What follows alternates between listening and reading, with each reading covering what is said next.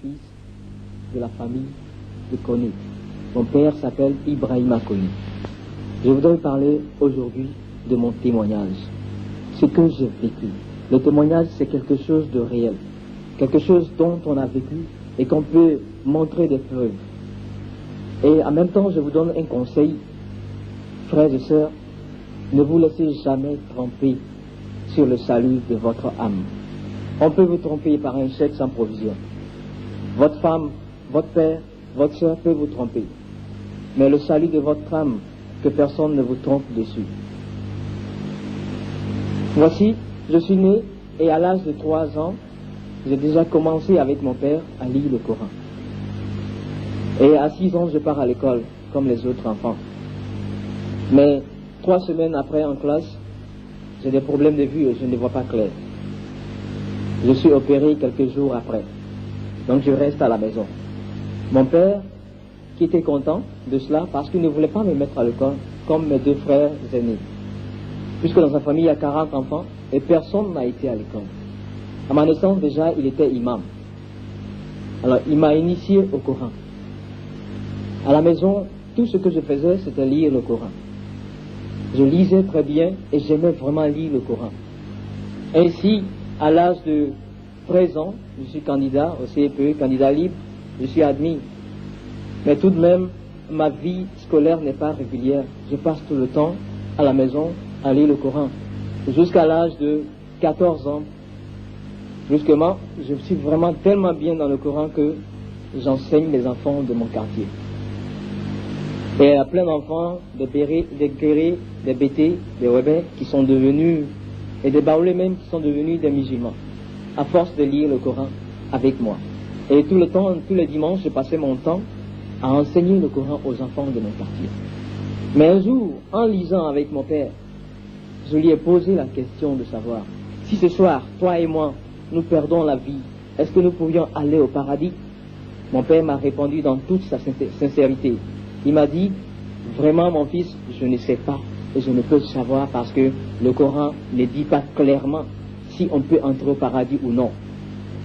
Alors j'étais très touché, mais mon père était sincère avec lui-même et avec son Dieu. Et avec moi, il était sincère. Il savait que je pouvais chercher aussi et trouver. Mais ça m'a beaucoup troublé, ce fait-là. Mais j'étais très initié au Coran et surtout à la lecture de certaines sourates. Et je voudrais toucher un passage, celui-ci. Le fait que nous avions le pouvoir d'utiliser les versets coraniques pour faire d'autres choses. Par exemple, très jeune, à l'âge de 18 ans déjà, nous sommes partis un soir à Vridi. Il était 2 heures du matin, à l'emplacement actuel de la Cire. Et il y avait des broussailles et du sable. Nous sommes assis dans le sable. Et j'ai commencé à réciter le Coran avec les 2 autres personnes. Je récitais la sourate miracle, la sourate Yasin. Yasin wal Qur'an al-Hakim innaka laminal mursalin. Je récitais pendant 10 minutes après. Il est apparu un être bizarre à quelques mètres de nous. Et l'un de nous s'est détaché, le Adam en question, s'est détaché pour aller parler, converser avec cet être. Alors nous sommes là, j'ai continué toujours de réciter. Moi je ne savais pas ce qui se passait, mais on me disait simplement de réciter. À cause de mon habileté à la récitation du Coran, de la sourate Yasin, on me disait toujours de réciter. Et cet être qui est apparu a conversé avec Adam pendant 20 à 30 minutes. Et il est revenu. Et quand il est revenu, j'ai demandé à mon père, mais qu'est-ce qui se passe? Qui est celui-ci? Il m'a dit, c'est un esprit. Et tu verras ce que l'esprit là fera demain. Alors le lendemain, nous étions dans la cour. Vers 16 heures, nous avions fermé toute la cour. Personne n'y était. Nous étions 3. Nous avons ouvert une grande malle. Et nous avions commencé à prier, à réciter le Coran. Je récitais toujours Yasin et aussi la sourate Ayatul Kursi. Celle qui dit Allah la ilaha illa huwa al-hayyu al-qayyum la takuzuhu sunnatu wa la nawm lahu. J'ai continué de réciter et cet homme Adama a brusquement appelé le nom du Sénégal. Quand il a appelé le Sénégal, il y a des billets de banque entourés de plastique qui sont descendus d'en haut à partir du Sénégal. Et ça tombait. Je regardais, je voyais du ciel, ça tombait. Et bientôt, la malle avait commencé à monter. Et aussi, il appelait brusquement, il appelait haute volta à l'époque. Et l'argent a commencé à tomber, des billets de 5 000. Tombaient de là-bas, ça tombait du ciel, et nous voyions, j'étais astronomié, éterné. J'avais beaucoup peur, mais je voyais l'argent qui tombait. Et il a continué, et moi je continuais toujours de réciter la sourate, Ayatul Kursi, et l'argent tombait. Il a dit maintenant Togo. Quand il a dit Togo, l'argent tombait, et ça venait du Togo. Et brusquement, il a dit Ghana. Et quand il a dit Ghana, c'était le C10 qui tombait. Alors on a dit, ah, on n'a pas besoin de C10, arrête ça. Il a arrêté. Et voilà, bientôt la malle était pleine. Et d'où venait cet argent-là? Ça venait des banques de ces pays cités, avec le pouvoir des versets coraniques que nous utilisions. Imaginez-vous les comptables de ces banques-là. Demain, ils arrivent au service, il y a 2, 3, 4, 5, 10 millions qui sont manquants. Et que vont-ils faire? Pourtant, nous étions ici et nous manipulions tout ça. Cet argent est resté dans la malle et un serpent gros est venu en dessus. Et nous avons couvert. Cet argent devait rester 40 jours avant d'être utilisé. C'est pour vous signaler que la maîtrise du Coran nous donnait une autre science, une façon de l'utiliser. Et en deuxième lieu, je vais vous donner un autre exemple. Il y avait un homme qui aimait une femme. Il était professeur et la femme était là, une blanche, et il n'avait aucun contact respectif. Il aimait la femme et la femme ne l'aimait pas. Il n'avait même pas de pensée d'amour. Et cet homme est venu me trouver un jour, il dit, Moussa, fais-moi quelque chose pour que j'épouse cette femme-là. Et je lui ai dit, va me chercher des cheveux de blanc. Il est allé au plateau chez le coiffeur, il m'a apporté des cheveux de blanc. Et j'ai pris son nom, j'ai fait Kawatim, ceux qui sont marabouts savent.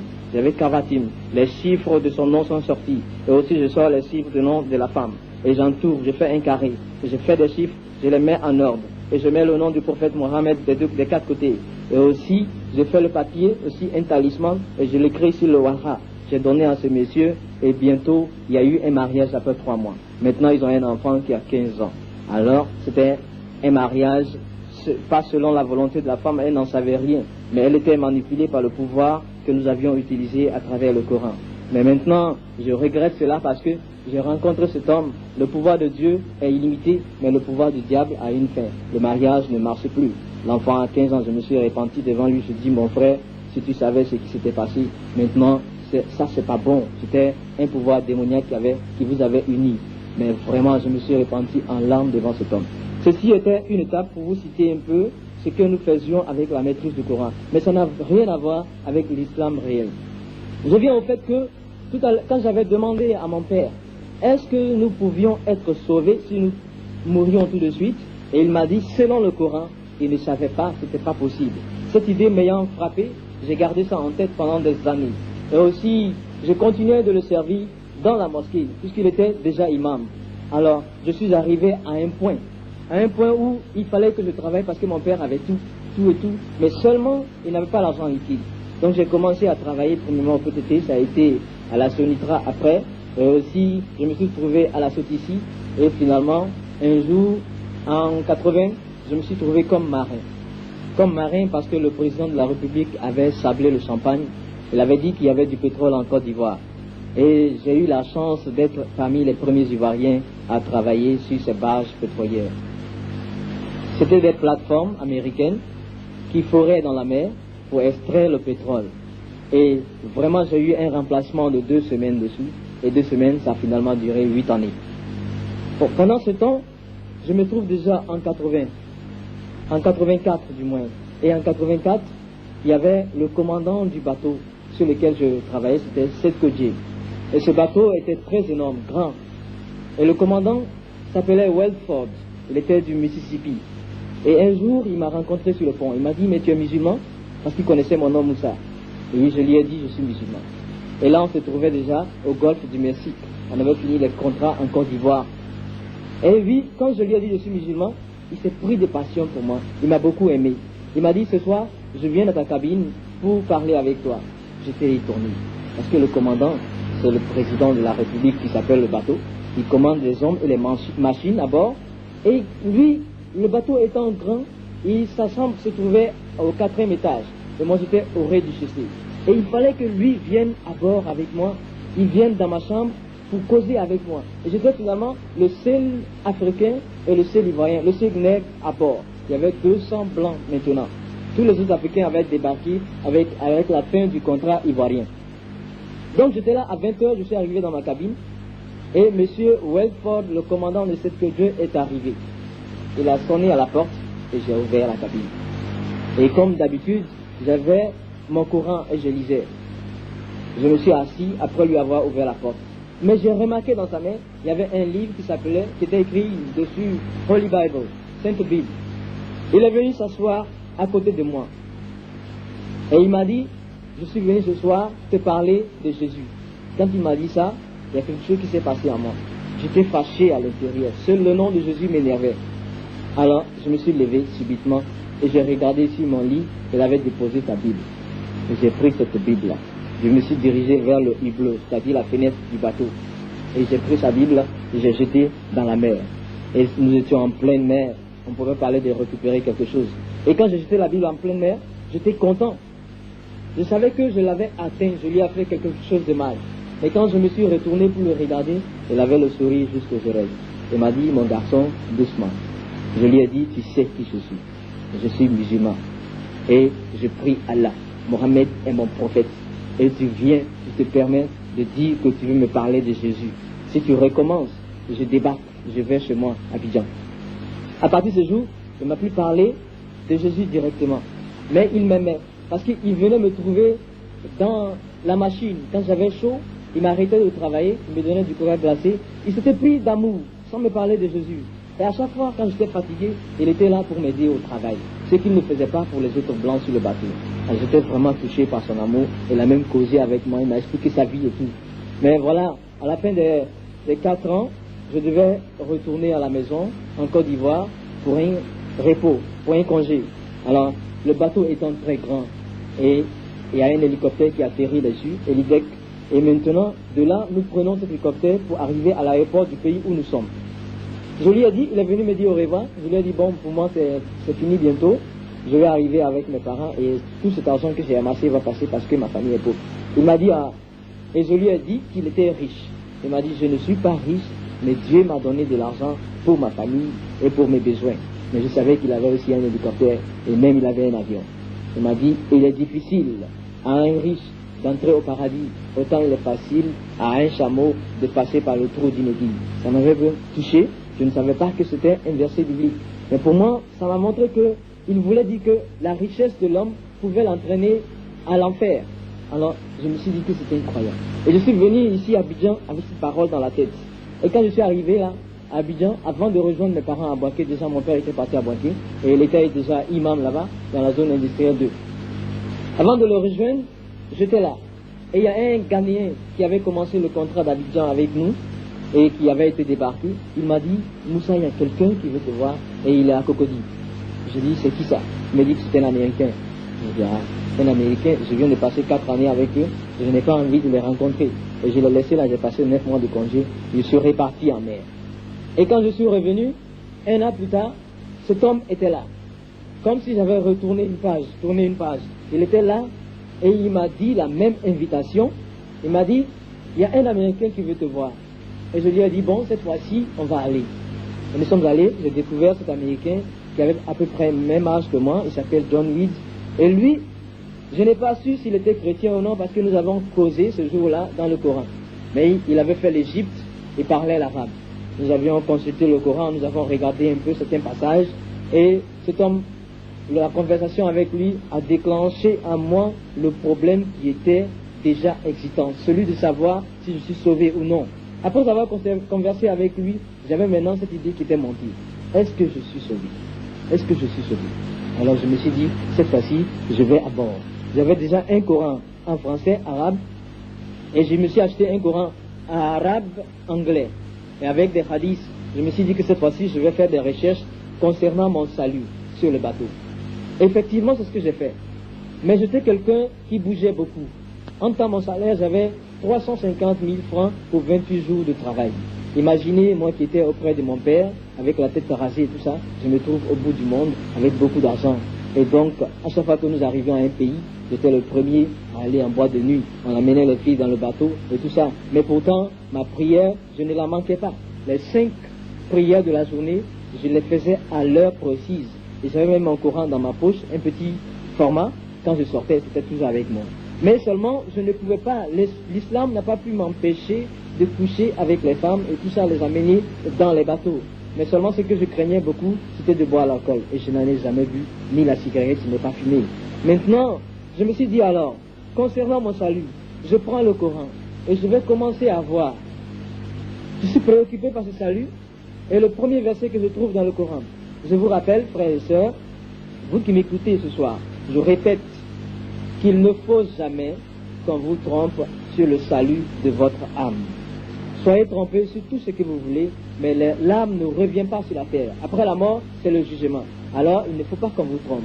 Et moi, j'étais décidé à vraiment trouver mon salut ou non.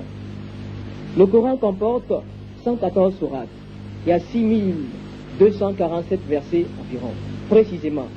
Maintenant, je vais vous dire, si vous contrôlez, si vous voulez faire des recherches, des versets que je vais citer, il faut regarder ces versets dans votre Coran, plus haut ou plus bas.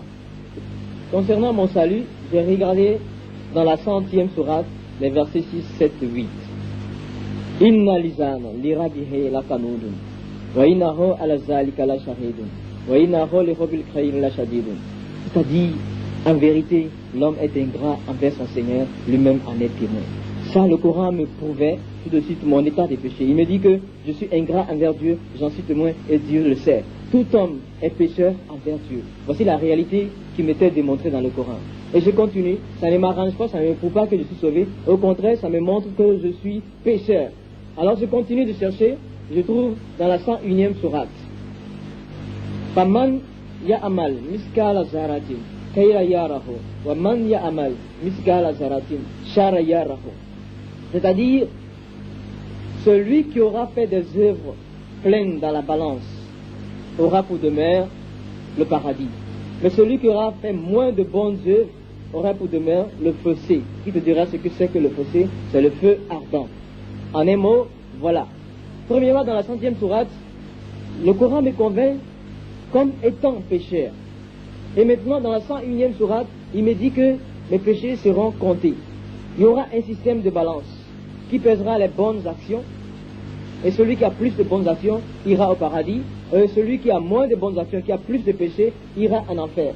Ça me dit, mais mon Dieu, si je suis pécheur déjà, comment pourrais-je faire plus de bonnes actions qui pourraient m'amener au paradis? C'est quelque chose qui ne m'a pas donné la solution de mon salut. Mais je ne me décourage pas ce jour, je continue de chercher. Et je regarde dans la 102e sourate, les versets 6, 7, 8.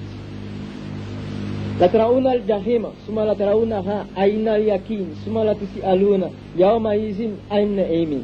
C'est-à-dire, vous verrez l'enfer, vous verrez certainement l'enfer, et vous rendrez compte de vos bienfaits sur cette terre. Alors, je me dis, voilà. Encore un verset qui me dit, je vois l'enfer. Or, j'étais pourtant comme quelqu'un qui cherchait une échappatoire, qui cherchait un point précis comme salut. Mais après m'avoir montré mon état de pécheur dans la 100e sourate, il me dit que mes péchés seront pesés sur la balance. Si je fais plus de bonnes actions, j'irai au paradis. Et si je fais de mauvaises actions, j'irai en enfer. Mais mon état pécheur me permet-il de faire de bonnes actions au point de surpasser les mauvaises? C'est-à-dire que je dois savoir chaque jour mes actions. Si je fais une mauvaise action, je dois la surpasser par de bonnes actions. Mais est-ce que je peux le faire? Mais pourtant, ça ne m'a pas découragé, j'étais très touché, mais cela n'était pas la solution. Quelque chose me disait toujours, continue de chercher dans le Coran. Et je regarde dans la 107e sourate, et dit ceci, Fawailu lil musalina, alazina hum ansalatihum sahuna, alazina hum yurauna, wayamunauna, almauna. C'est-à-dire, malheur à ceux qui font la prière négligemment. Je savais que moi, je faisais les 5 prières pendant le temps où je vivais, mais je ne sais pas. J'étais déjà à l'âge de 35 ans, je me demandais si depuis ma naissance, je n'avais pas déjà sauté beaucoup de prières. Et le verset me dit, malheur à ceux qui font la prière négligemment. C'est-à-dire que sur la balance, la prière a une grande importance. Et si tu manques déjà 1 heure de temps, si tu te dis, je suis fonctionnaire, il me faut pas le temps de prier, en ce moment c'est parce que je travaille, et après je vais accumuler les prières le soir, c'est encore plus grave. Donc malheur à ceux qui font la prière négligemment. Tout cela ne me donnait pas un point de salut. Et je continue de chercher. Maintenant, je regarde dans la 11e sourate, le verset 120. 11e sourate, verset 120. Il dit ceci, si Dieu avait voulu, il aurait fait de toutes les nations un seul peuple, mais il ne cesserait de différer entre eux. La parole de Dieu, la volonté de Dieu doit s'accomplir quand elle dit, je remplirai l'enfer d'hommes et de djinns à la fois. Voici ici un verset qui est très poignant. Ce verset m'a fait couler des larmes.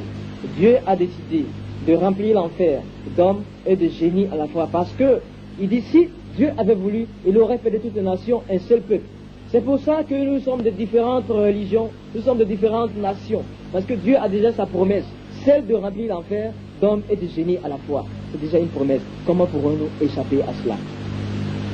Mes frères et mes sœurs, c'était dans l'angoisse que je voyais ces versets-là, cherchant mon salut comme un homme malade, mais je ne trouvais pas le remède nécessaire avec le Coran. Mais tout de même, le lendemain, je suis revenu avec le Coran. Le soir, j'ai regardé dans la 19e sourate, le verset 71 d'abord, ensuite le verset 72. Wa inna minkum ila wariduha kana ala rabbika khatima makidian summa nunaji alazina ataku wa nazar zalimina fiha jisian. Il n'y aura aucun d'entre vous qui n'y soit précipité. Puis l'on sauvera ceux qui craignent Dieu et les méchants vont rester à genoux. Voilà ce que dit le verset, les deux versets 71 et 72. Il n'y aura aucun d'entre vous qui n'y sera précipité. Tout le monde y doit aller. Tout le monde doit aller dans l'enfer. Pourquoi? Parce que s'il y a un système de balance qui pèse tes bonnes actions, si tu dois aller au paradis, mais tes péchés qui ne sont pas pardonnés, tu dois entrer dans l'enfer pour épurer cela. Même si c'est pour une minute, tu le passeras pour que tes péchés soient payés là-bas. Mais mon Dieu, ce n'était pas guère. Tout le monde doit entrer dans l'enfer. Il n'y aura aucun d'entre vous qui n'y soit précipité. Vous pouvez regarder, c'est vraiment dans l'angoisse que je voyais ce verset. Pourquoi? Parce que si tout le monde doit aller, et puis il dit, puis nous sauverons ceux qui craignent Dieu et les méchants vont rester à genoux. Ceux qui craignent Dieu sont ceux qui vont à la Mecque, qui font la prière, qui font les aumônes, qui font le jeûne et qui récitent le credo. La ilaha illallah Muhammad Rasulullah. Voici ceux qui craignent Dieu. Mais quand ils vont entrer dans l'enfer, vous trouvez quelqu'un qui a été habité dans le criminel, celui qui a fait les hold-up, lui sait que sa destinée c'est l'enfer, son séjour c'est l'enfer. Mais nous qui avons essayé de ranger nos vies, qui avons essayé de pratiquer la religion, quand je vais descendre en enfer, même pour une seconde, pour trouver le bandit, le criminel, il va me dire, toi aussi tu es venu ici, pourtant tu dirigeais les prières dans la mosquée avec ton père. Alors, voici un verset qui n'est pas vraiment rassurant. Mes frères et mes sœurs, j'ai regardé dans les 5-14 sourates, je pourrais vous en citer plus. Il n'y a aucun verset qui dise avec certitude tu vas entrer au paradis. Aucun verset qui dise avec certitude tu vas entrer au paradis. Il y a 114 sourates et aucun verset ne nous donne le salut. C'est impossible. J'ai été très touché ce jour-là. J'ai fermé le Coran et je suis allé me coucher. Mais vraiment avec la peur dans l'âme. Le lendemain, il y avait un autre problème qui tournait dans ma tête. Celui de voir, pendant que j'étais à Abidjan, il y a eu des chrétiens qui ont tenté de m'annoncer leur évangile. Et plusieurs fois, je leur crachais sur le visage et je leur disais ceci, votre Bible que vous avez est falsifiée, corrompue et tordue. Alors il y avait tout de suite une pensée qui me venait en tête, qui me disait, Moussa, prends ton Coran et vérifie si la parole de Dieu, la Bible, l'Injil, la Taourat et le Zabour, plus le Coran, sont vraiment réels, s'il n'y a pas de faute dedans. Alors, ce soir-là, à 20h, comme d'habitude, après avoir fait ma prière, je me suis assis, j'ai pris le Coran, j'ai commencé à lire. Surat Baqarah, c'est la deuxième sourate du Coran.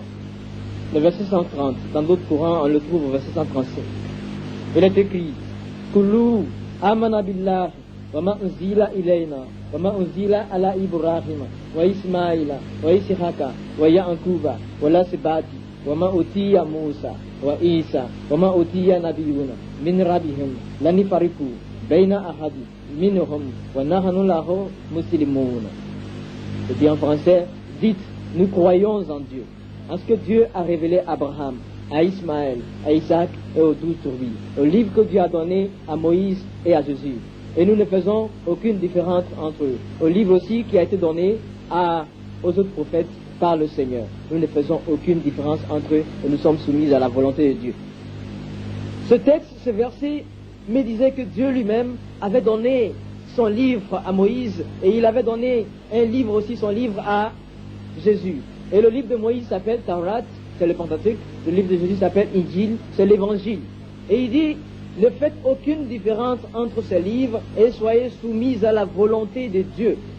Et moi qui n'avais jamais lu le livre de Moïse, voici que ici j'avais un commandement très direct parce qu'il dit, dites nous croyons en Dieu. à ce que Dieu a envoyé d'en haut, à ce qu'il a révélé à Abraham, à Ismaël, à Isaac, aux 12 tribus, au livre que Dieu a donné à Moïse et à Jésus.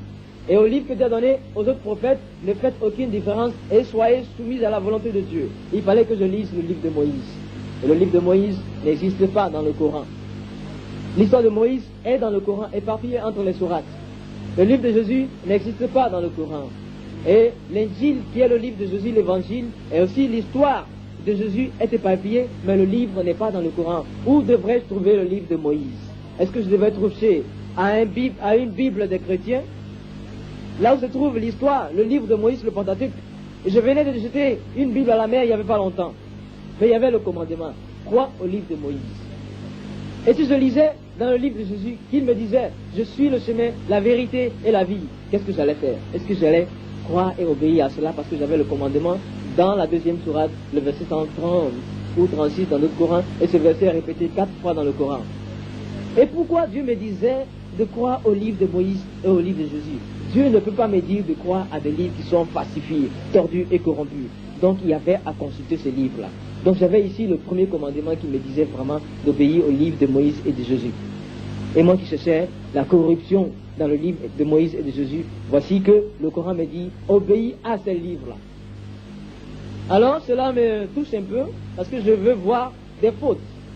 Mais le Coran me donne la confirmation ici de le Pentateuque, la Torah et de l'Injil, l'Évangile, que lui-même il me dit d'obéir à ces livres. Je regarde plus tard dans la 5e sourate, le verset 47. Il dit, mais comment te prendraient-ils pour arbitre, puisqu'ils ont le Pentateuque, d'où sont renfermés les préceptes du Seigneur, mais ils s'en sont détournés. Ici il s'agit de Mohammed et les Juifs. Dieu lui dit à Mohammed, les Juifs ne peuvent pas te prendre pour juge. Tu ne peux pas être leur arbitre, parce qu'ils ont le Pentateuque avec eux. Alors ça me dit que si quelqu'un a le Pentateuque avec lui, c'est déjà la parole de Dieu. Il n'a pas besoin d'autres jugements. Cela veut dire aussi que le Pentateuque est un livre venu de Dieu. Et Dieu dit, il y a les préceptes qui viennent de lui dans ce livre. Donc il n'est pas corrompu. Je continue de chercher dans la même 5e sourate, je regarde le verset 50. Il me dit ceci, après les autres prophètes, nous avons envoyé Jésus, le fils de Marie, avec l'évangile, confirmant ce qui était dans le Pentateuque. Et l'évangile est la direction et la lumière pour tout le peuple. Ce verset m'a un peu touché, parce que là, Dieu me dit que c'est lui-même qui a donné l'évangile à Jésus. Et que cet évangile est la lumière et la direction pour tout le peuple. Et que cet évangile confirme le livre de Moïse, qui est la Torah, le Pentateuque. Voici comment je rencontre ici des versets qui confirment que la parole de Dieu se trouve dans l'évangile et dans le Pentateuque. Je continue de chercher, le verset 51 de la même 5e sourate dit que ceux qui tiennent à l'évangile jugent selon son contenu. Si celui qui ne juge pas selon un livre de Dieu est égaré, alors si quelqu'un juge sa vie, dirige sa vie selon l'évangile, est vraiment dirigé par la parole de Dieu. Voilà ce que me dit le verset 51 de la 5e sourate. Mais je suis touché parce que je trouve depuis là la confirmation de l'évangile comme étant la parole de Dieu donnée par Dieu lui-même à Jésus. Moi je cherchais toujours des fautes dans la Bible, mais voilà que le Coran me confirme que la Bible est la parole de Dieu. Mais je continue de chercher. Je regarde dans le verset 72 de la 5e sourate. Il dit, dis aux hommes des Écritures, les hommes des Écritures ce sont les Juifs et les chrétiens, ils n'ont rien de solide tant qu'ils ne s'appuieront pas sur l'évangile et le livre que Dieu t'a donné. Alors, cela veut dire, si quelqu'un qui se dit peuple du livre, homme des Écritures, ne juge pas sa vie, ne dirige pas sa vie, n'est pas appuyé sur l'évangile, n'a rien de solide. Mais ici, il est appuyé sur l'évangile. C'est que l'évangile est venu de Dieu, selon le Coran. Verset 72, 5e sourate. Ce n'est pas moi qui le dis, vous pouvez contrôler vous-même. Et tout de même, je continue mes recherches. Cette fois-ci, je tombe dans la 3e sourate, qui est sourate Imran. Les versets 109, 110, 111. Le verset 109, précisément, je vais le citer. Il dit, tous les hommes des Écritures ne se ressemblent pas. Il y en a certains qui adorent Dieu toute la nuit et ils lisent les versets de Dieu. Voici que les hommes des Écritures, ce sont les chrétiens et les juifs. Et le verset 109 de la 3e sourate Al-Imran me dit ceci, que tous les hommes des Écritures ne se ressemblent pas. Il y a certains qui lisent toute la nuit les versets de Dieu et ils adorent Dieu. C'est-à-dire qu'il y avait déjà les versets de Dieu, la parole de Dieu avec les chrétiens avant la création même de l'islam. Alors, pourquoi Dieu peut-il envoyer une autre parole contradictoire? Parce que le Coran et la Bible sont vraiment opposés. Si déjà Dieu avait sa parole avec les hommes de l'Écriture, déjà ils avaient cette parole et ceux-ci la récitaient. Il dit bien, ils récitaient les versets de Dieu durant toute la nuit. S'il y avait les versets de Dieu avec les hommes déjà, les hommes des Écritures, les chrétiens déjà, pourquoi Dieu veut-il envoyer une autre parole contradictoire? Dieu est un Dieu de justice et de vérité. Donc, la Bible, la parole de Dieu est la Bible. Vraiment, je vois la confirmation dans ce verset 109. Mais cela me décourage un peu parce que moi qui espérais trouver des fautes, je trouve la confirmation de la Bible, de l'Évangile et du Pentateuque par le Coran. Mais ce qui m'a le plus touché, c'est la 10e sourate, la sourate Yunus, le verset 94. Il dit ceci: Ta'in kunta fishaki, lima anzalna ilayka, fas'al alazina yakra'una al-kitab min qablika, laqad ja'aka al-haqqu min rabbika, falatakunana min al-mumtarin. Si tu es dans le doute, demande à ceux qui ont reçu les Écritures venues avant toi. La vérité de la part de ton Seigneur est descendue sur toi. Ne sois pas de ceux qui doutent. Ce verset s'adresse directement au prophète Mohammed, paix à son âme, fondateur de l'islam. Je l'aime bien, mais le verset dit: Mohammed, si tu es dans le doute, demande à ceux qui ont reçu les Écritures venues avant toi. Autrement dit, il devrait demander à ceux qui lisent le Pentateuque et l'Évangile. Car il reçoit des révélations de la part de Dieu. Et il est dans le doute. Et Dieu lui dit: va demander à ceux qui ont reçu les Écritures venues avant toi. Alors, est-ce que moi je pourrais me permettre maintenant, là, si j'avais un problème théologique comme j'en avais, pour aller demander à des hommes qui lisent la Bible? Mais le verset était un commandement. Il dit: va demander à ceux qui ont reçu les Écritures venues avant toi. Autrement dit, va demander à ceux qui ont la Bible.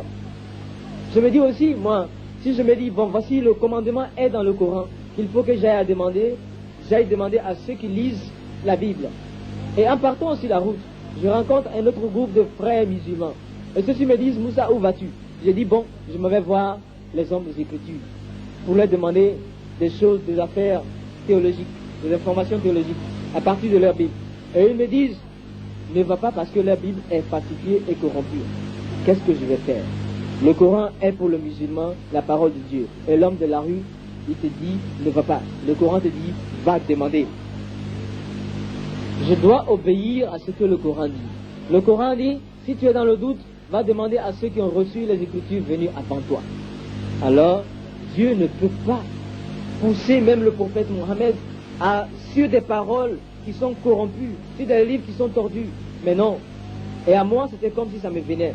Dieu me disait ici, dans ce verset 94 de la 10e sourate du Yunus: va demander à ceux qui ont reçu les Écritures venues avant toi. C'est-à-dire que Dieu ne fait pas référence à sa parole qui est tordue et corrompue. D'ailleurs, Dieu est trop puissant.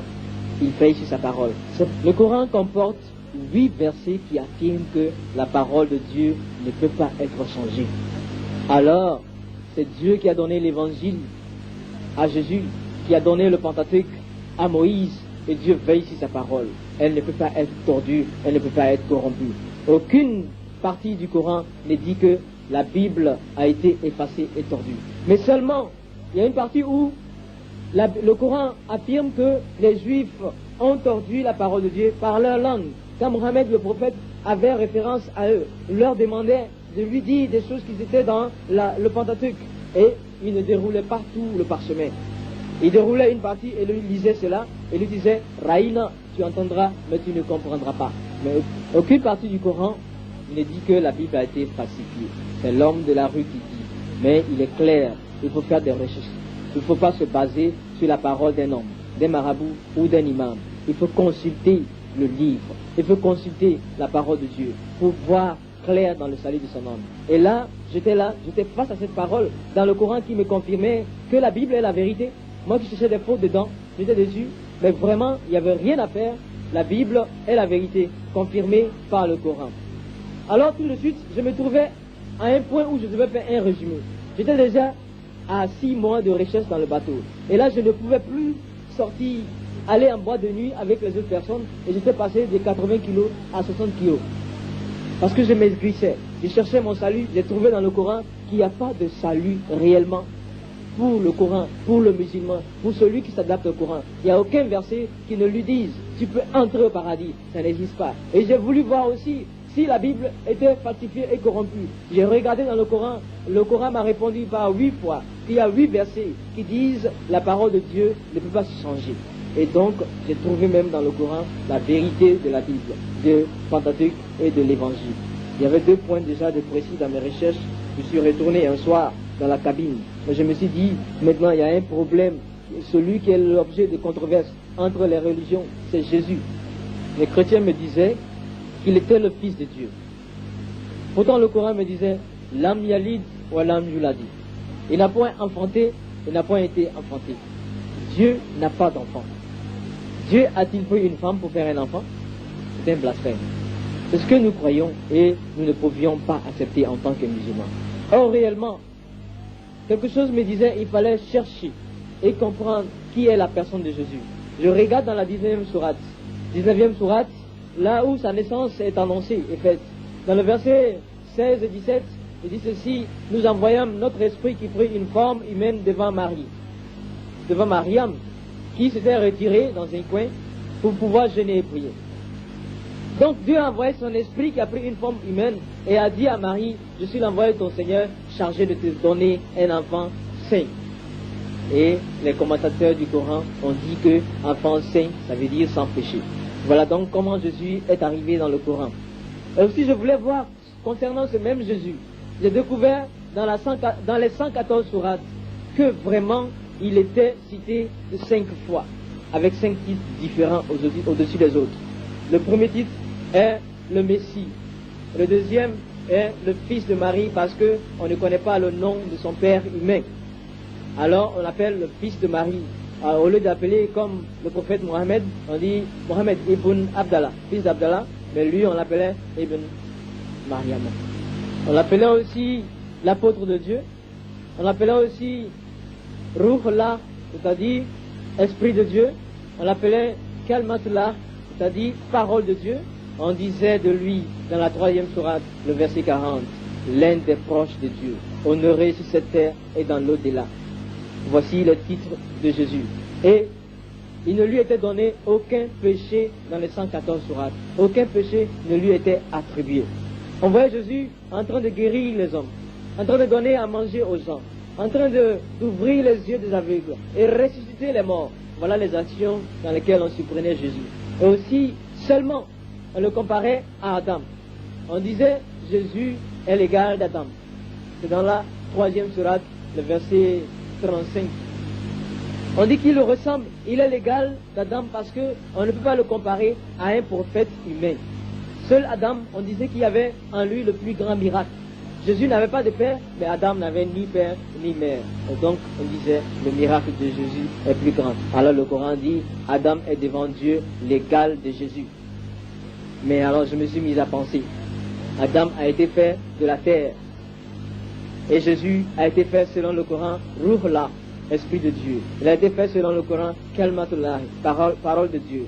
Ah voilà, Adam est mort et il est devenu poussière. Et nous, si nous mourons, nous devenons aussi poussière.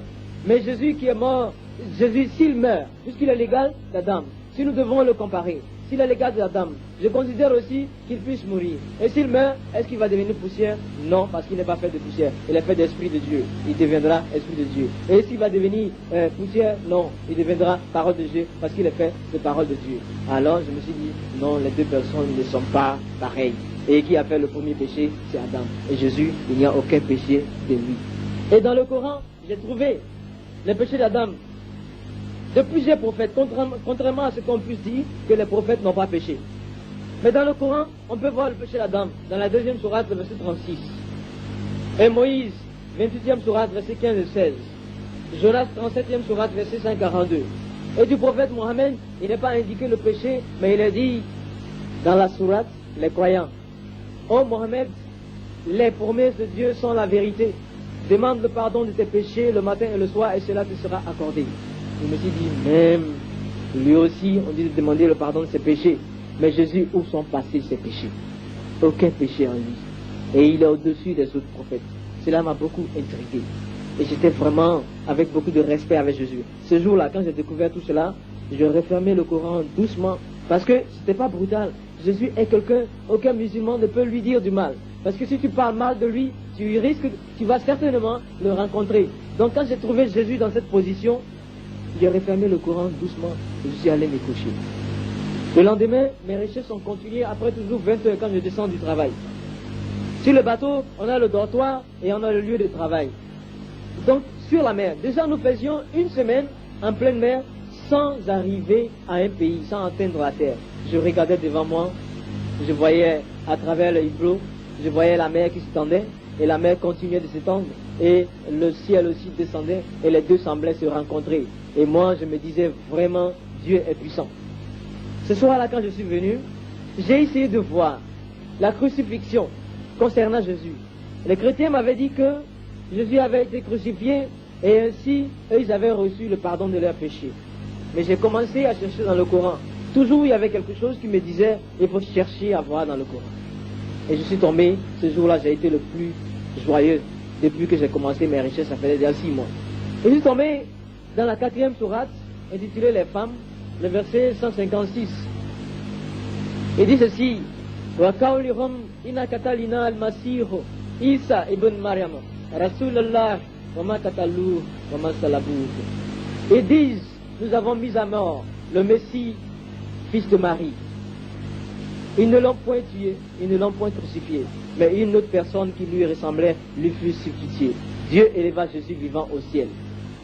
Voici ce verset 156 de la 4e sourate me disait ainsi que Jésus n'avait pas été crucifié. Ce jour-là, j'étais très bien content parce que j'ai dit que je vais avoir ces chrétiens. Voici, j'ai quelque chose dans le Coran qui me prouve que Jésus n'est pas crucifié. Comment eux peuvent dire qu'il a été crucifié et qu'ils sont sauvés par ça? J'étais très content, je suis parti me coucher. Vraiment joyeux, je trouvais un point précis qui pouvait me donner un appui. Tout de même, le lendemain, je continuais de chercher. Et pendant ce temps, j'avais mes grilles sur le bateau. Et souvent les blancs me disaient, mais allons en boîte? Je leur disais, non, je ne vais plus. Je me disais, mais qu'est-ce qui se passe? Pourquoi tu as maigri tout ça? Je ne peux pas leur dire que j'ai un problème entre Dieu et moi. Ils ne vont pas comprendre. Mais je disais qu'il y avait rien. Et ce jour-là, revenu dans ma cabine à 20 heures, j'ai repris la lecture après la prière. Et je suis tombé sur un verset. Je vais vous citer ce verset. C'est le verset de la 3e sourate Imran, le verset 48 ou 55 dans d'autres Corans. Et il dit ceci. Izikal Allah ya Isa, inni mutawafika wa rafi'uka illa wa mutahiruka minalazina kafaru wa ja'elu alazina kafaru ila yawmal qiyamati summa ila marji'ukum fa ahkum bainakum bima kuntum fihi takitalifuna. En français, ça se dit ainsi. Dieu dit, ô Jésus, je te ferai subir la mort.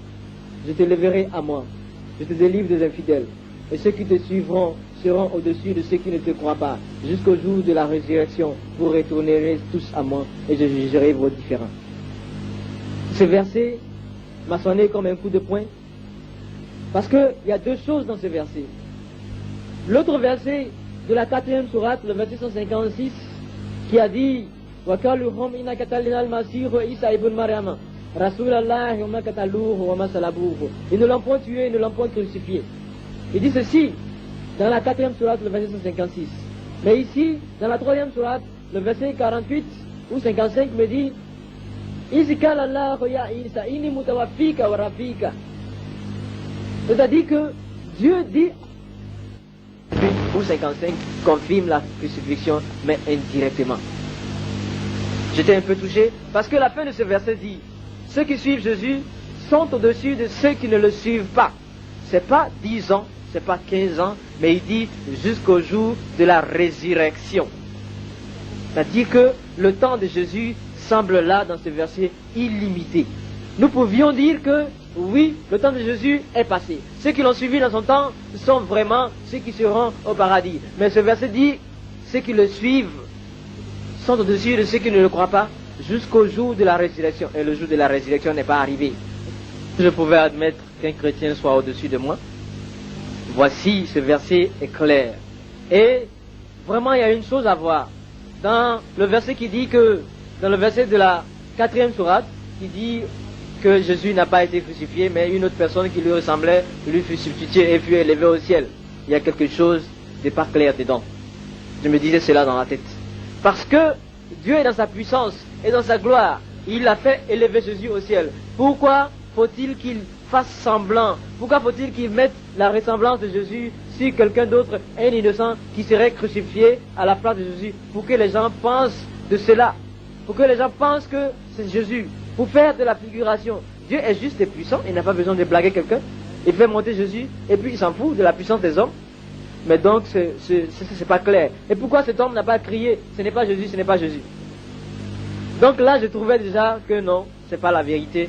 Pour moi, j'ai commencé à me dire beaucoup de choses dans la tête. Mais quand je suis tombé sur le verset qui dit, dans la 3e sourate, le verset 55 ou 88, qui confirme que Jésus a été mis à mort et élevé à lui, et que ceux qui le suivent sont au-dessus de ceux qui ne croient pas, j'ai commencé à avoir un battement dans le cœur. Parce que vraiment, le Coran me le disait, et c'est à vérifier. Vous pouvez faire autant. Aussi, je me suis dit, bon, d'accord, il faut que je continue. Mais il y avait quelque chose déjà qui, sur la personne de Jésus, me prouvait qu'il y avait une crucifixion. Je lis dans la 19e sourate, le verset 34, continue. Mais il y avait quelque chose déjà qui, sur la personne de Jésus, me prouvait qu'il y avait une crucifixion. Je lis dans la 19e sourate, le verset 34, où Jésus, tout petit dans son berceau, dit ceci: Wa salam ala yawma ulidat, wa yawma amutu, wa yawma abu asuhaya. C'est-à-dire, la paix sera sur moi au jour où je naquis, au jour où je mourrai et au jour où je serai ressuscité. Voici, ce verset est une phrase continue.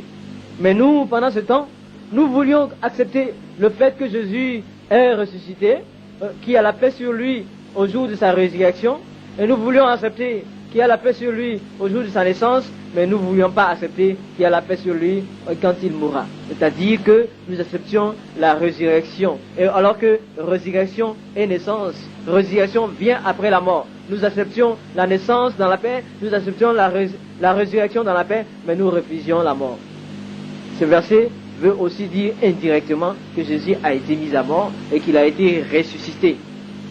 Donc sur le plan de la crucifixion, je trouvais la confirmation selon le Coran que vraiment Jésus avait été crucifié. Il y a 2 autres versets que je pourrais vous en parler, mais je les laisse pour une prochaine fois. Maintenant, j'ai vu beaucoup de choses en l'espace de 6 mois. Dans ce bateau, seul avec mon Coran, j'ai constaté qu'il n'y avait pas le salut dans le Coran. Deuxièmement, j'ai constaté que la parole de Dieu, la Bible, était confirmée par le Coran. Et troisièmement, concernant Jésus, j'ai vu qu'il était au-dessus des autres prophètes. Il était le Messie, il était le fils de Marie, il était l'apôtre de Dieu, il était la parole de Dieu, et il était aussi l'esprit venant de Dieu, l'un des plus proches de Dieu et l'un des confidents de Dieu.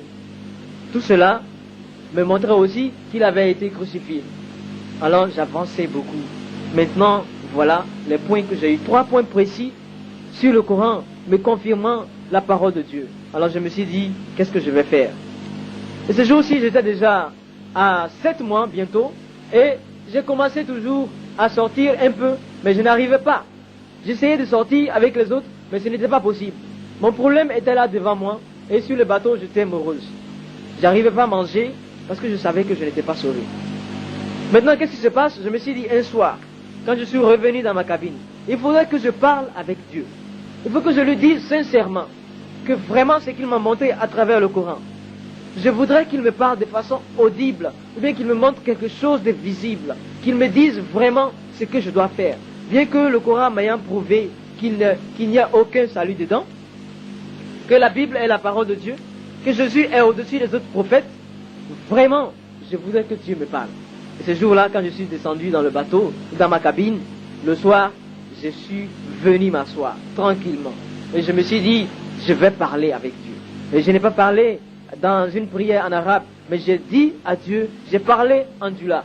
Et je lui ai dit, vraiment, montre-moi ce qu'il faut faire maintenant.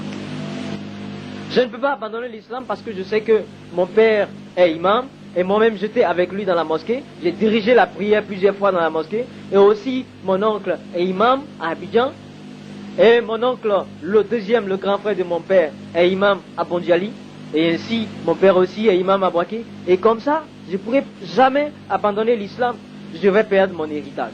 Alors je me dis, Dieu, parle avec moi. Montre-moi quelque chose ce soir. Il était 21h et je suis revenu à moi.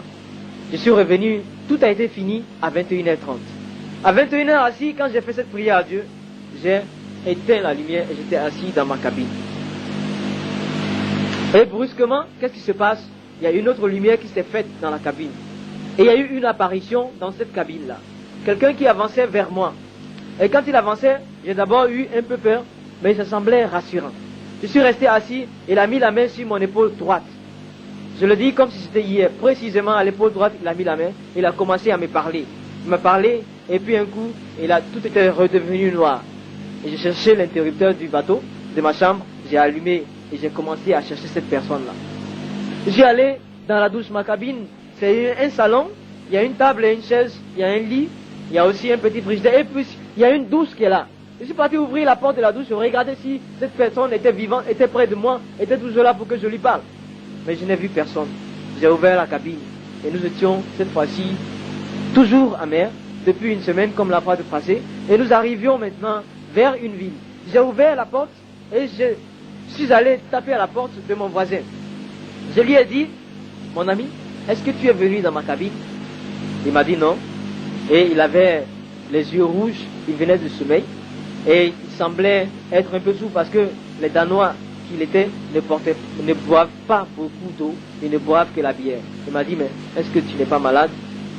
Je suis ici dans ma chambre et tu me dis que je suis chez toi. Je lui ai demandé est-ce que je suis revenu. Et ce soir-là, je suis resté assis comme ça jusqu'au matin et je suis reparti au travail. Vraiment, cette apparition m'avait marqué. Et quand je suis revenu à 18h, après manger et prière, je me suis rassis, j'ai dit bon, je vais refaire cette demande à Dieu et je vais voir ce qui va se passer cette fois-ci. Et j'ai prié, j'ai parlé avec Dieu en tout là. J'ai dit encore, montre-moi qui tu es, dirige-moi maintenant. Alors j'ai pris mon Coran comme d'habitude et j'ai commencé à réciter la sourate Yassine. Je ne savais pas qu'il ne fallait pas mettre Dieu au défi. Si tu veux défier Dieu, il va te montrer cela. J'ai commencé à lire la sourate Yassine. Je lisais comme ça. Yassine wal Qur'an. Al-Hakim, Innaka, la Minal Mursalina. Je lisais, je continuais de lire. Et brusquement, j'ai vu une braise dans la page droite de mon Coran. Et avant de réaliser une autre braise qui est tombée, il y avait donc des braises qui tombaient d'en haut sur le Coran, dans ma main.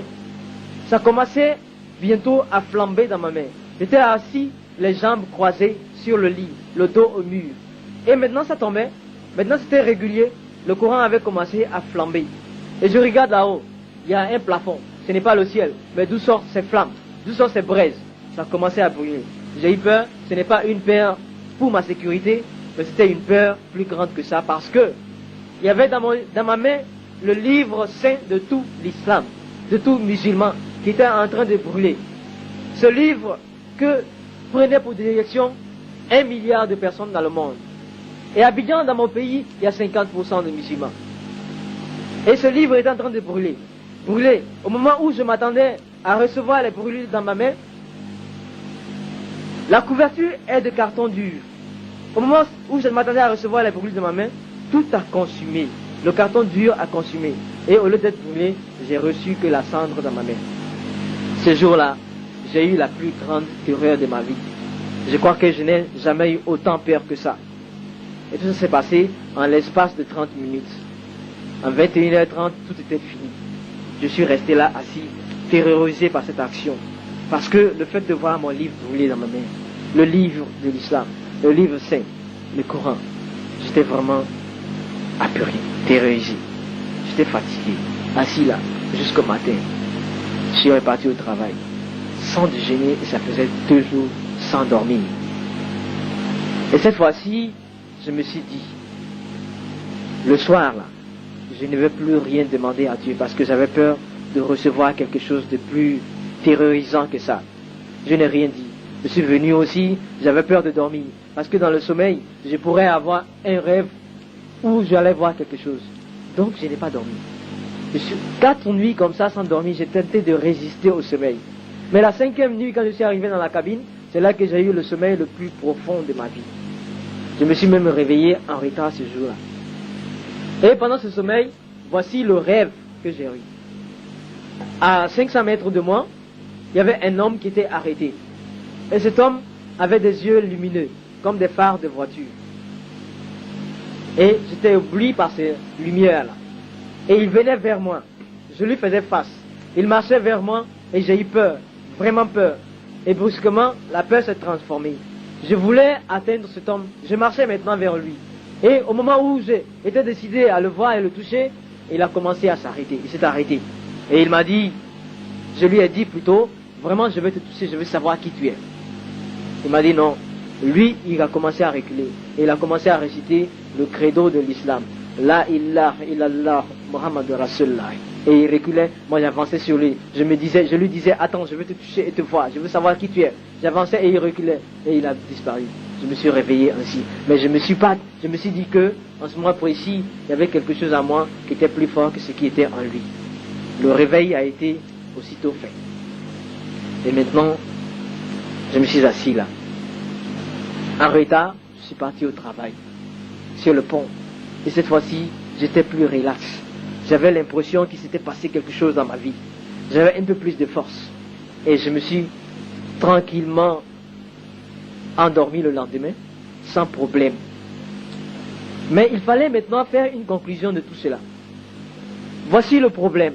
Dieu m'ayant prouvé dans le Coran, par les Écritures, du fait qu'il n'y a pas de salut dans le Coran. Deuxièmement, il m'a montré la véracité de la Taurate, le Pentateuque, et la véracité de l'Injil, l'Évangile. Il m'a montré que Jésus était au-dessus des autres prophètes et qu'il n'avait pas péché, contrairement aux autres prophètes. Qui m'a montré aussi qu'il avait été vraiment crucifié dans le Coran. Et maintenant, j'ai demandé à Dieu une preuve physique. Il m'a montré par une force dont je ne comprends pas la brûlure du Coran après être venu par un être me parler.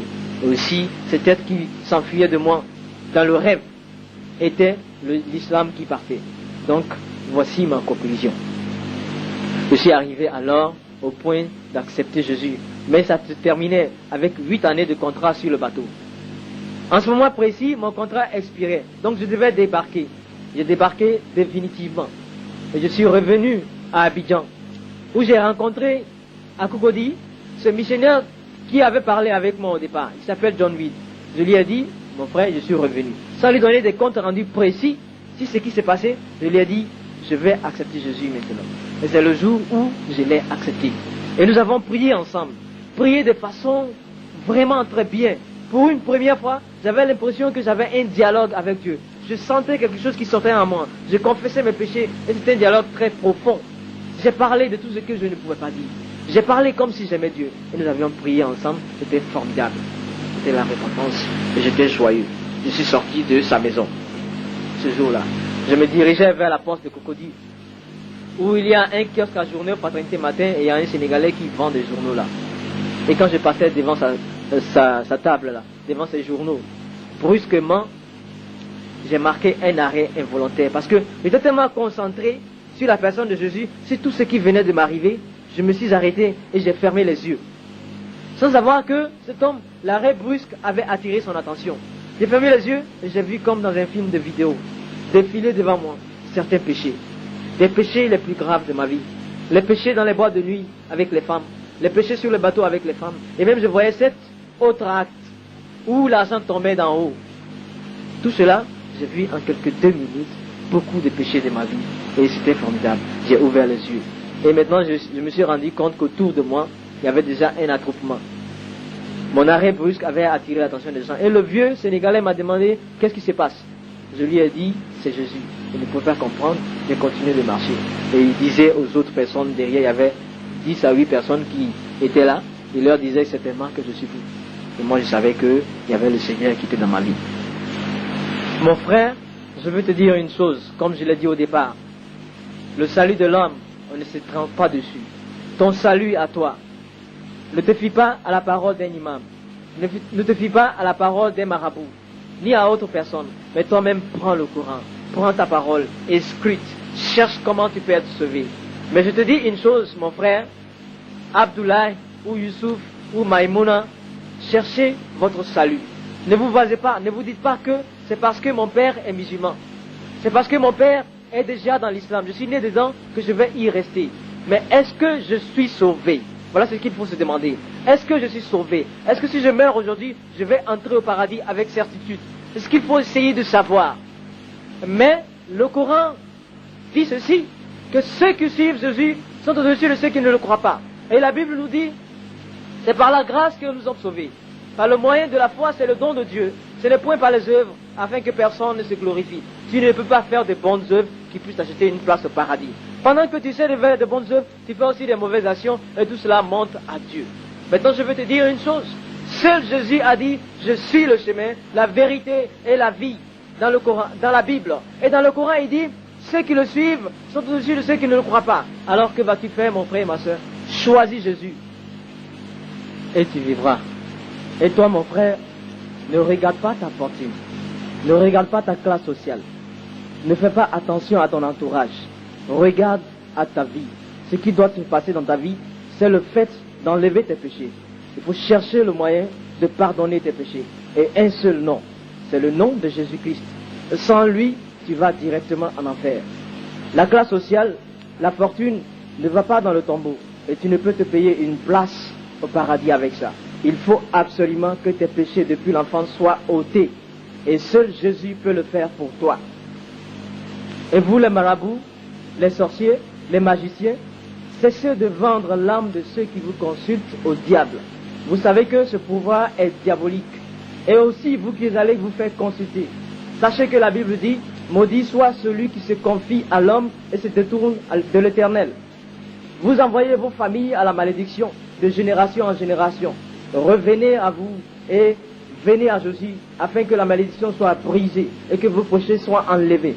Seul Jésus a dit, je suis le chemin, la vérité et la vie.